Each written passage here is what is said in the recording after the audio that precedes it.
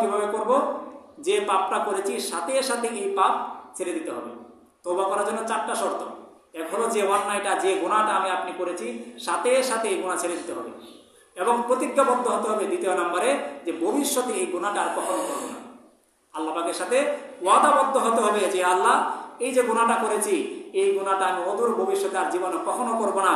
3 নম্বরে মন থেকে নিজে লজ্জিত হতে হবে, অপমানিত হতে হবে। যে গুনাহটা করেছি সেই গুনার উপরে অপমানিত এবং লজ্জাবোধ থাকতে হবে, লজ্জিত হতে হবে। 4 নম্বরে নবীজি বলেন এবং আল্লাহ পাকের কাছে কায়মানুবাক্যে বিনয়ের সাথে ক্ষমা চাইতে হবে।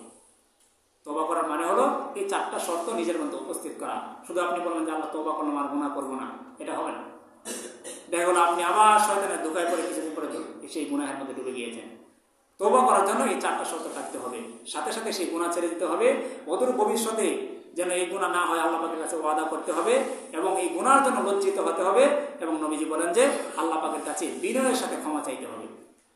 সুতরাং আমাদের মধ্যে যাদের মধ্যে এই গুনাহগুলো রয়েছে, আল্লাহ পাকের সাথে শিরিক করা, অন্তরের মধ্যে অহংকার পুষে রাখা, মদ পান করা, এরকমভাবে অন্যায়ভাবে কাউকে হত্যা করা, এরকমভাবে আরও যে কথাগুলো বলেছি, এই দোষগুলো যদি আমাদের কারোর মধ্যে থেকে থাকে, শবে বরাতে রজনী আসার পূর্বেই আল্লাহ পাকের কাছে আমরা তওবা করে আল্লাহ পাকের কাছে মাফ চেয়ে নিব। তাহলে দেখা যাবে নবীজি বলেছেন যে এই রাত্রিতে আল্লাহ তাআলা দুনিয়ার আকাশে আসেন এবং দুনিয়ার সমস্ত মানুষকে সাধারণ ক্ষমা ঘোষণা করেন। সেই ক্ষমার অন্তর্ভুক্ত আমি আপনি হয়ে যাব। শুধু তাই নয়, সেই কাল যে ছাগল রয়েছে, যে পরিমাণ ছাগলের পশম রয়েছে, সেই পশম পরিমাণ মানুষ যেহেতু আল্লাহ তাআলা ক্ষমা করে দেন, আমরা সেই ক্ষমাশীল ব্যক্তিদের অন্তর্ভুক্ত হতে পারবো।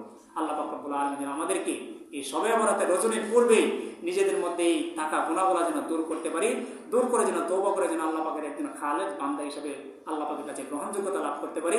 আল্লাহ তাআলা আমাদের সবাইকে সেই তৌফিক দান করুক। ওয়া আখিরি